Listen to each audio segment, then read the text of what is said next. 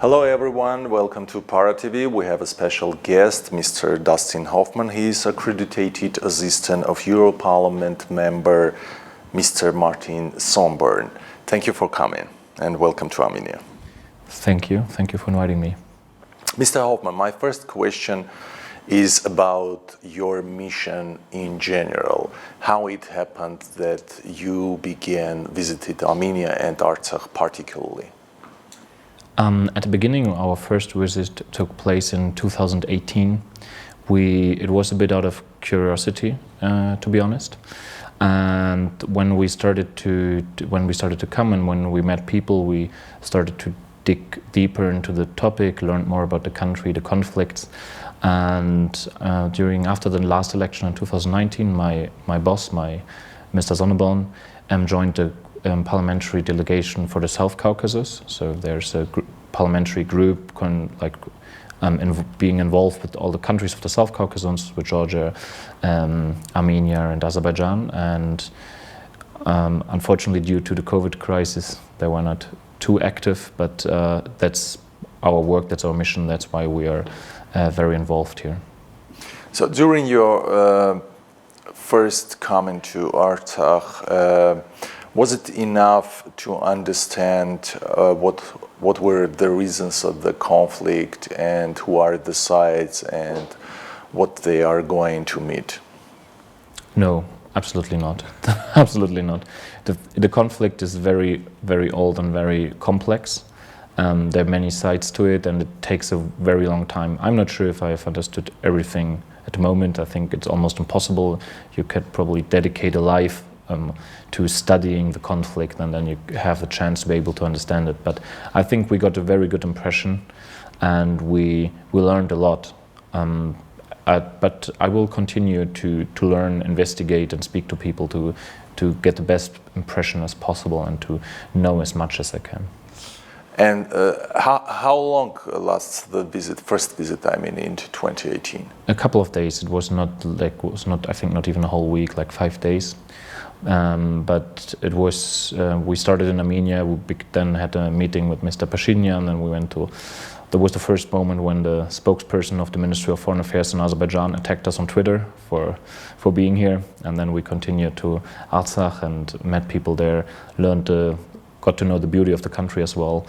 And yes, so it was just a short moment, but it was a good kickoff to we promised to come back in 2018, we said. In 2019 we come back with more people, and then we actually did. Had you any possibility just to walk in the streets, to meet ordinary people, to talk to them? Yes, so unfortunately I don't speak Armenian or Russian, so that makes the things more difficult, but the people there are very open and interested. So as you probably know, it's not the most touristic area of the world due to the isolation that Azerbaijan imposes on the region. So it's very difficult for people to go. Also for the war, you could go, it was safe, but you know that people who go there and make public statements about it land on the blacklist of Azerbaijan. They are declared persona non grata, and that can make your life difficult. For example, if you also want to go to Turkey or Belarus, and those countries have like a certain history in not treating people well who went to Artsakh. So yeah, we had a chance, and people are always interested and open. So the first visit we had brief impressions, but now, for example, during my last visit now, we had a chance to talk more to people living in the villages, and we actually visited villages and talked to villagers and got more to know about their life. So after that we had a period of coronavirus and you had no possibility to visit Artsakh and Armenia, and after that we had actually the war period. So can you describe how you met the news about the war and what you decided in Berlin and how you decided to had a performance? Mr. Zonneborn had a very interesting performance in EU Parliament and make a very direct transfer, very direct messages. And then I'd like you to present the situation and say us about the feedback of after his performance. So, yeah, as I mentioned before, we went back in 2019, and then I was actually planning to go in March 2020 to monitor the elections in Artsakh. And I was actually planning to take some more time. We rented a car and wanted to drive around a bit and to have because there the freedom of movement was never restricted. You could just get into the car and drive somewhere, and it was perfectly safe to do so. And as you can imagine, I very much regret that I didn't have the chance to do it. I had to cancel it because of COVID. And then in September, the war broke out. And I saw on Facebook that people I know from Artsakh reported that they are shelling Stepanakert. I knew that it was very different because they did not do that before. I think Stepanakert was not shelled since the First War. And I was very concerned about people's safety because full of war. I was aware of the fact that Azerbaijan invested a lot of money in military equipment, very modern equipment, and I was afraid from the beginning, concerned about the people there, and we were following it very closely. I was following it very closely. At the beginning, I was in London, and then I was shocked and ashamed that there was no real reaction from the government, so the European Union. And that was also the reason why my boss, Mr. Zondborn, had a performance where he, in his personal capacity as a member, not as the institution obviously, but as the member, recognized the independence of Artsakh.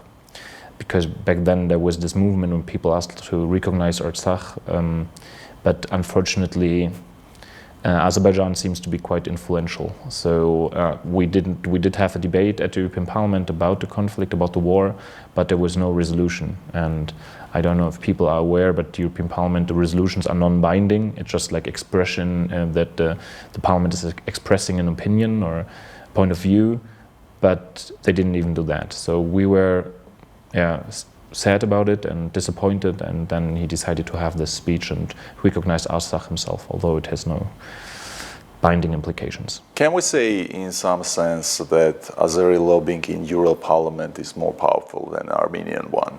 I wouldn't say so. In general, so if you follow the debates in the European Parliament or also in the German Parliament, the debates were very clear, and the positions that everyone recognized, most 99% of people recognized that it was an aggression by Azerbaijan, because as of now they're accusing Armenia of attacking them, and that's just they're just defending themselves, which is obviously ridiculous, and no serious person is supporting this. But there was a war they long prepared for, and I think they are very influential, but also there's Armenian people lobbying for Armenian interests. The biggest issue is that we're currently in Germany. A lot of MPs are stepping down because it was revealed that they were bribed by Azerbaijan. That's a big thing in Germany. In Germany, it's a big topic right now because Azerbaijan was directly bribing MPs, especially MPs who are involved with the Council of Europe. And they took money and then expressed very positive things about Azerbaijan. And there are also a couple of MPs that have not been targeted yet, but it's very suspicious that they were always very friendly towards Azerbaijan. So, for example, in interviews they said it's a great democracy, they have a long tradition of democracy, and you can have different points of view regarding the conflict, because I think that there were mistakes made by both sides in history, but you can't say that Azerbaijan has a long democratic tradition. This is just nonsense. So, and then you have to go deeper and check what's going on. Azerbaijan is doing it quite well. For example, we have a very good university in Berlin, the Humboldt University. I think it's the oldest one in the city. A lot of history, and they have an institute for Azerbaijani history, which is 100% financed by Azerbaijan. And there they have scholars which engage in propaganda in favor of Azerbaijan, and then they're giving it like an academic. It looks academic, but they're actually propagandists, and everything is paid by the state. And I hope that now that there have been cases revealed, that the public will have more interest in it, and that they're going to fight it, because it's. I think it's actually. There's no other small country like Azerbaijan who is influencing our democratic integrity like Azerbaijan is doing it. I mean, they're a small country, but they use their money to actually trying to influence our democratic processes, and that's a really bad thing. And I hope that there will be measures against it in the future. So there is a piece of speech of Mr. Zomborn at 8 October at Euro Parliament where he mentioned the fact of cluster bombs, and every school child knows that cluster bombs are forbidden, and there weren't any feedback saying that, oh yeah, it's unacceptable or something like that. Can you comment that part? Yes, I was shocked when I saw the video. There was a video from the city center of Stepanakert shot from a car dash cam, and you saw the cluster munitions raining down. And that is when people realized that something was happening. I took the opportunity to go there myself, this time during my visit, and it was, you could see it was Israeli cluster munition. And it's very easy to identify the type of cluster munition because they are working in a way that they have like metal rings around the submunition, and when it explodes they turn into shrapnel, but they also have a armor piercing element like coming from the bottom, and it's so powerful it goes through 3 centimeters of armor. And when they use them, you always have like a huge field of small shrapnel and one big one. And it's so big it like pierces holes in walls and in asphalt. So if you go to this area, it's close to the main post office in Stepanakert, you see like holes in the ground from the cluster submunitions, and then like shrapnel marks on the ground. The whole facade, all the facades there in the area are covered with shrapnel. Most windows got destroyed, some are repaired already, but you always have like a lot of small shrapnel and like big ones. And this is of course unacceptable. But it's not only cluster munition. I mean, Stepanakert was hit, but for example, if you go to Martini, it's difficult to find a building that has no damage because they threw everything they had on that city. In Stepanakert, to some extent, you can see that they tried to hit strategic targets, but they didn't care what they're hitting. They just bombed the city with what they had as well. So, for example, the area around the main electricity substation, their whole buildings bombed to dust. There's a big hole. There's also the office of the International Committee of the Red Cross, and like 3 buildings from there's a big hole in the ground that must have been hit by some missile. That was not just a small thing. The school next to the substation is like heavily damaged. They threw 2 bigger bombs and I think a Grad rocket on it, and there was no window intact. There is, they're repairing it now, but it will take a lot of time. And they hit the hospital in Stepanakert like directly. And there were like close to the hospital, there are no strategic positions, for example. It's like just, but yeah, if you go there and see the damage, I've been there in November, just to, like 2 weeks after the war, I went there to see how it looks, and it's tough. So at what stage is now all the performances and letters that you sent to different members of parliaments, and so it has to be reviewed, or it is all over? So because you have done a lot of work, you are trying to bring the truth to Europarliament, to bring attention to the conflict and to such problems like cluster bombs and hard ammunition and so on. So can you describe what is going on now in Europe? I mean, in Europarliament, what are you working on now? We are still trying to get publicity for the issue, because on a political level we don't expect much to happen. People have to know that there are strong economic ties with Azerbaijan, especially on the energy sector. So in December they opened a pipeline from Azerbaijan to Italy, a gas pipeline, and because there's the tensions between the European Union and Russia, they're trying to have an alternative supplier for resources like gas and oil. So, and for that, Azerbaijan seems to be a good solution. Although it's not easy, but Azerbaijan manages to have a half of the democracy score that Russia has. So it's not that recently we had big protests about the Nord Stream 2 pipeline from Russia to Germany. There were like yeah, but I have not seen anything similar regarding the pipeline from Azerbaijan. So the ties are strong, and also the ties to Turkey. And if you're talking about political issues here, we also always have to consider Turkey, because they are so close since just before the war. They've always been close, but now they're like, you know the rhetoric. So they're basically brother states, brother nations. So everything you want to do has to go through Turkey. And the European Union has for a long time struggling to find like an adequate reaction to what Turkey is doing. And Turkey has been invading its neighbor countries for quite some while, in Iraq and Syria. They're active in Libya as well. And whenever like there are some countries pushing sanctions against Turkey, especially Greece and Cyprus, who are like feel directly threatened by the new war rhetorics of Turkish war rhetorics.